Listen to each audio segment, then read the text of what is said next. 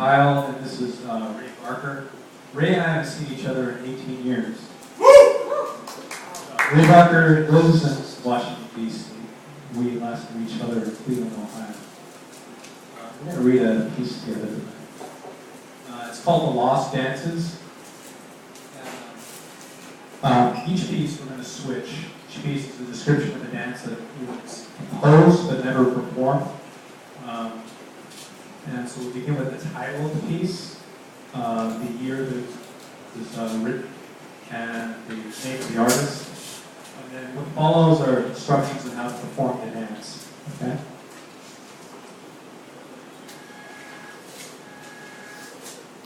By the way, thanks a lot, Kyle. That was really sweet. Thanks for everybody coming out tonight. Really appreciate it.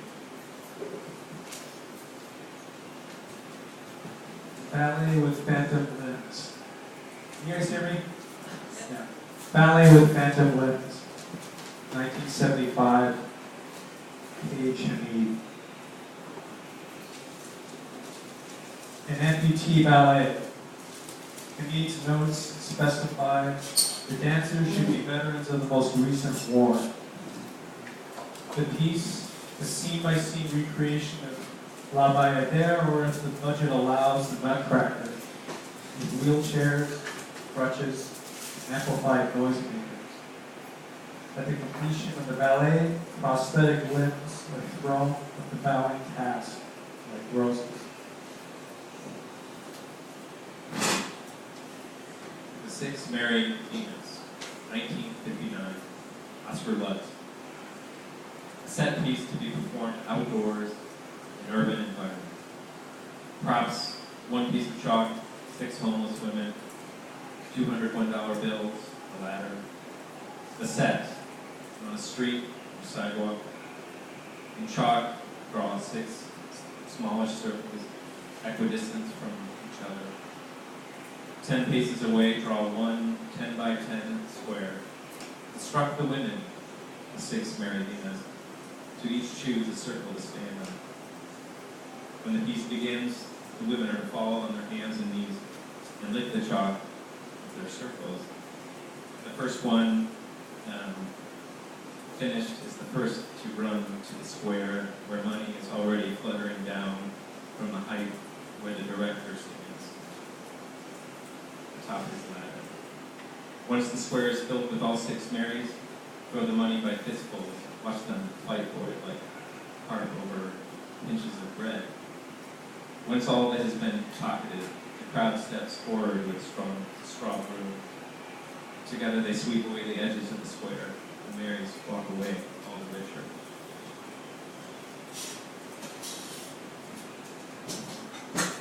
Ode to Linus Pauling, 1997. Angela Ignacio Raval. Of course, the piece bears no discernible relation to Pauling, 2-time Nobel laureate, whose research explored the structure of chemical bonds. Raval's first specification: the piece is only to be performed in Chicago. 6 dancers, 1 for each L line: red, blue, brown, orange, green, purple. Starting at the stop furthest from downtown and beginning in the rearmost car of the train, dancers repeat certain actions in each car for 5 minutes until they reach the front.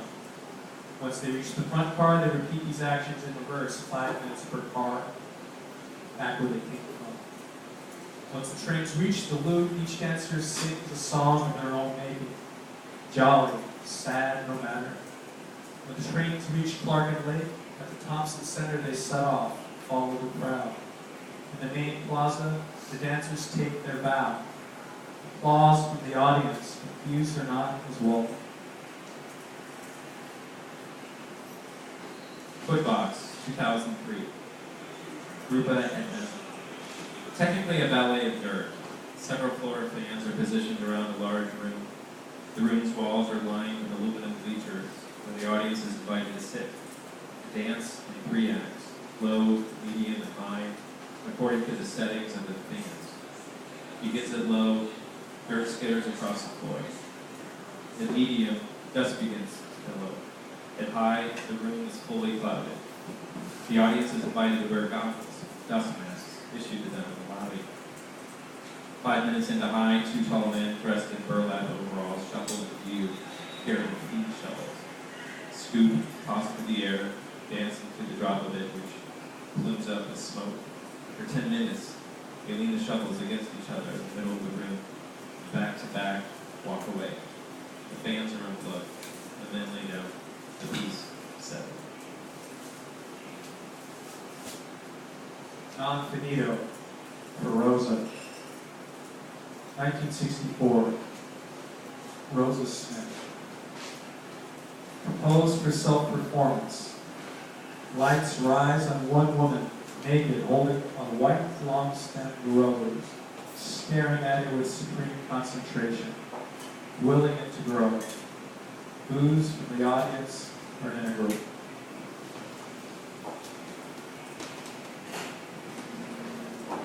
A Suicide for Pollock Blade, 1977. Norma McCullough. An interesting history. Preparation for this piece was extensive. McCullough translated the English alphabet to a vocabulary with small gestures and movements, i.e., M was denoted by a sharp lowering of the chin, X by displaying of fingers and women's right. This catalog of gestures bore many variations and depended on a number of subtle balances. For example, lowercase f was represented by a crossing of arms across one's chest, while capital F required that one hug oneself violently. With this catalog of movements, McCullough translates the diary entry of a 14-year-old girl dated July 12, 1963, detailing her rape by a friend of her mother's. The girl killed herself before the diary was found. McCullough rewrites this confession into a solo piece. Spaces between words are represented by 10-second intervals of stillness. The end of each sentence is marked by a 30-second interval. The piece concludes with the dancer standing rock still, expressionless, for an hour, sometimes longer. Meet Joy 2, 1969, Cut Collective. Post-actionist psychodrama / improvisation. Within a 7 by 10 cage, prosthetic limbs slick with pig's blood are thrown onto a trampoline. Several animals are set loose, pigs, chickens. Recordings of circular saws are played at high volume. Men in red robes surround the cage on all sides and chant in grunting intonations, Iman, Iman, during which Carolee Iman is called on speakerphone to comment.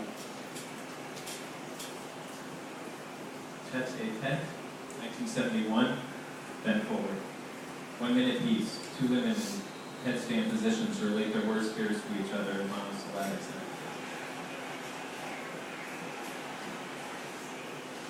If there were even more than 1,000 fewer people you know, I would still stoop to help them up over the Lone Ridge. 1957, Heavenlanders. A Western, men in men's clothing and women's in women's clothing. A tautological study of gender. But wait, the men have long hair, women have short. Women, though, were taller than the men. They knock each other over and help one another up.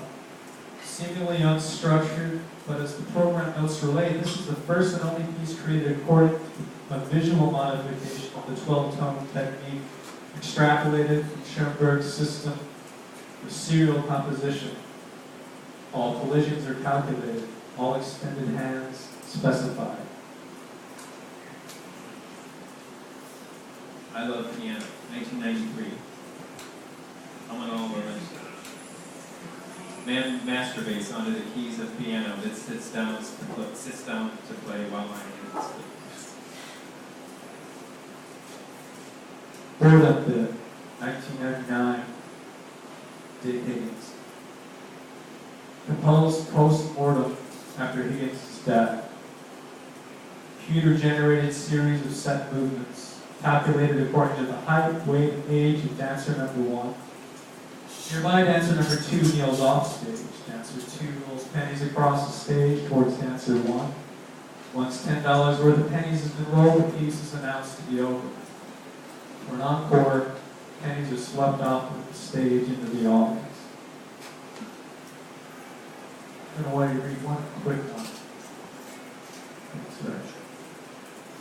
This one's called One for the Short Tooth.